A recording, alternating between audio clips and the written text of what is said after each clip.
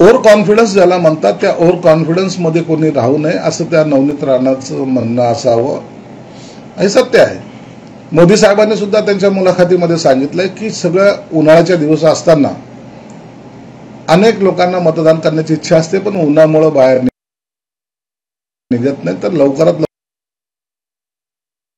लवकर मतदान सर्वांनी करावं असं आव्हान नरेंद्र मोदी साहेबांनी सुद्धा केलेलं आहे. की मोदींची हवा आहे या फुग्यात कोणी राहू नये, मोदींची हवा आहे या फुग्यात राहू नये नाही.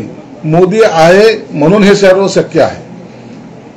मोदी आहे आणि मोदींच्याच नावावर आज देशामध्ये ही निवडणूक लढवली जाते. म्हणून मोदी साहेब पंतप्रधान बनावे ही सर्व भारतीयांची इच्छा असल्यामुळे या आघाडी वर्सेस मोदी हीच निवडणुकीची खऱ्या अर्थानं लढाई आहे. आणि त्या लढाईमध्ये मोदी साहेबांचा विजय होणे यासाठी हे जे काही उमेदवार असेल तर हे उमेदवार नाही तर मोदी उभे आहेत हे समजूनच आम्ही निवडणूक लढणार आहोत.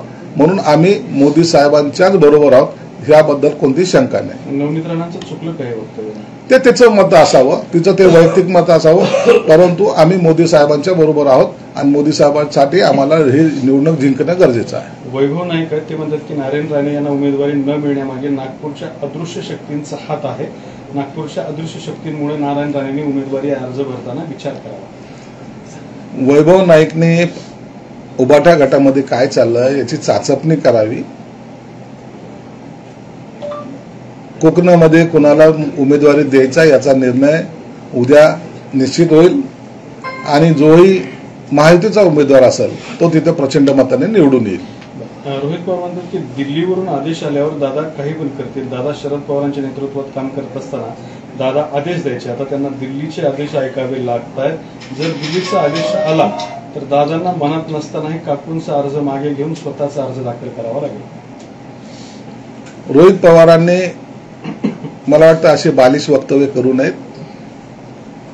मॅच्युअर्ड राजकारणी ज्याला म्हणतात त्याच पद्धतीने वागावं. नसता सुप्रिया सुळेचा आदर्श घ्यावा. ज्या सुप्रिया सुळेने लोकसभेमध्ये भाषण करताना जेवढे भाषणं केली असेल त्या सर्व भाषणामध्ये मोदींची प्रशंसा केलेली आहे. अभ्यासू असल्यामुळं त्या भाषणाची थोडंसं क्लिप काढावी आणि सुप्रिया ताईंनी मोदीचा किती आदराने आणि किती कामाचा उल्लेख कसा केलेला आहे याची माहिती घ्यावी. म्हणून उद्या प्रचारामध्ये फिरताना तुम्हाला पक्ष सोडून मोदीचा प्रचार करावा लागू नये एवढं फक्त काळजी घ्या. मोदींनी काल मुलाखत दिली तर तुमचे मित्र संजय राऊत म्हणतात की मोदींनी मुलाखत दिली तर मी पण घेईन. गेल्या 10 वर्ष त्यांनी पत्रकारांच्या प्रश्नाला उत्तरं देत नाहीत. आमची मानसिकता काय आहे ते लोक सांगतील. तुम्ही तुमच्या भ्रष्टाचारावर बोला, तुम्ही मुलाखत घेईन असं म्हणतात. संजय राऊत आता पत्रकार कुठं राहिला? तो लायझनिंग ऑफिसर आहे. पक्ष फोडण्याचा कॉन्ट्रॅक्ट घेणारा तो मोठा कॉन्ट्रॅक्टर आहे. त्यांनी उबाटा फोडली, त्यांनी शरद पवारची राष्ट्रवादी फोडली. घर फोडायचं काम जर असेल तर निश्चित संजय राऊत हा आघाडीवर असतो आणि त्यामध्ये तो परफेक्ट आहे. असं जर कोणतं जर टेंडर निघालं तर निश्चित संजय राऊतचा विचार केला जाईल. मोदीची मुलाखत घेण्याची लायकी संजय राऊतची नाही.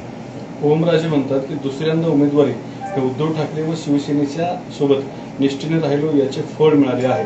गद्दारी करणाऱ्यांना उमेदवारीही मिळाली नाही असं ओमराजे म्हणतात. ओमराजेला पहिले खासदारकीची निवडणूक लढवताना या संजय शिरसाटांनी त्या टायमाला मदत केलेली.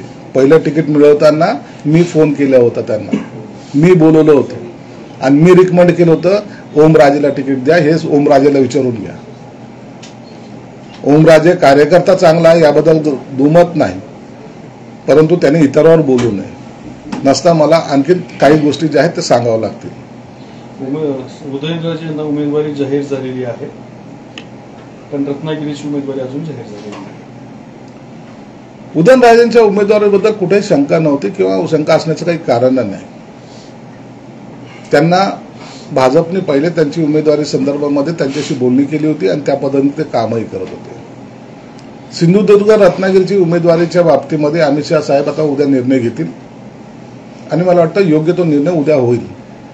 परंतु एक लक्षात घ्या की त्या ठिकाणी नारायण राणे साहेब असोत की तो किरण सामंत असो की उदय सामंत असो, यांनी सर्वांनी एकच मान्य केलेलं आहे की जो काही युतीचा जो काही निर्णय होईल ते आम्हा दोघांनाही मान्य आहे. म्हणून भांडण असं तिथं नाही. उमेदवाराची घोषणा होईपर्यंत त्यांना फक्त वाट पाहावी लागते एवढंच.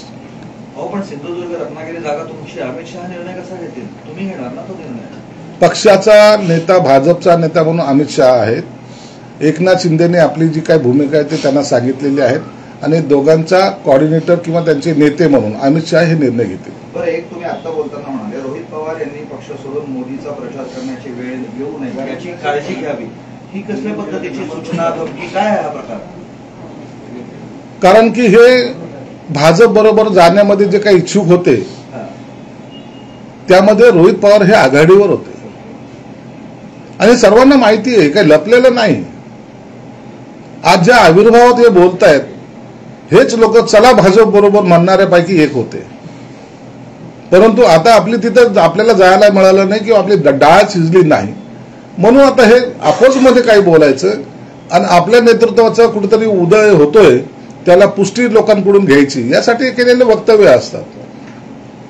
मी जे सांगितलं की सुप्रिया सुळेंची सर्व मोदी साहेबांची प्रशंसा केल्याशिवाय लोकसभेत त्यांनी भाषणच केलेलं नाही.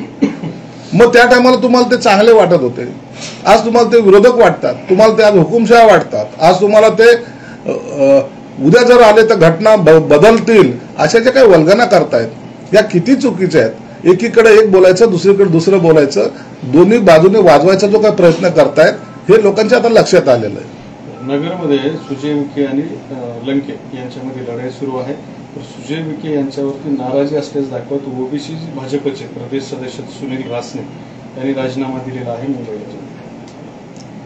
निवडणुकीमध्ये असे प्रकार घडतात, परंतु सुजयनी गेल्या 5 वर्षात त्या ठिकाणी केलेली जी कामं आहेत निश्चितच त्याचा सर्वसामान्य जनता त्यांच्याकडे जो लेखाजोखा आहे त्यानुसार त्यांना मतदान करतील आणि ते प्रचंड मताने विजयी सुद्धा होतील.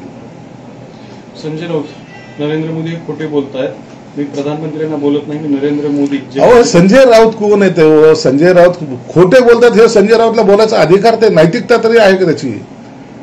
रोज सकाळी खोटे बोलण्यामध्ये जर आघाडी कोणी असेल तर महाराष्ट्रामध्ये फक्त तुम्ही याच्यावर स्पर्धा घ्या, 1 नंबर खोटा बोलणारा हा संजय राऊत आहे. याच्या कोणत्या वक्तव्यावर आपण विश्वास ठेवायचा? कोणती गोष्ट त्यांनी खरी बोलली हे तरी चाचपणी तरी कराल का नाही?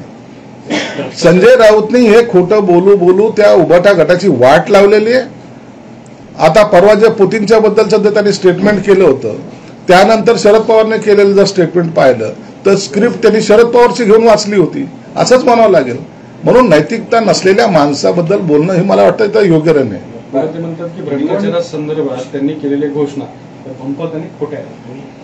भंपक का खोट्या हे जनता ठरवेल. तुम्हाला तो अधिकार ना कोणी दिलेला आहे ना तुमच्या ओपिनियनची आम्हाला कोणतीही गरज आहे. जनता ही मोदी साहेबांच्या पाठीशी आहे आणि जनताच्या निवडणुकीमध्ये या सर्व बाबीचा विचार करून मोदी साहेबांच्या आणि माहितीला प्रचंड मताने निवडून देतील एवढं मात्र निश्चित आहे. मोदींसारखं दुसऱ्या जर देशामध्ये घडलं असतं तर त्या पंतप्रधानाला खटला चालवून तुरुंगात घातला असता असं म्हणतात. राऊतांच्या स्टेटमेंटवर विश्वास ठेवण्यासारखा नाही. तो काही बोलत असो, उन्हाळा आहे, थोडा वेडा झालेला आहे. तो चंदा लो धंदा तो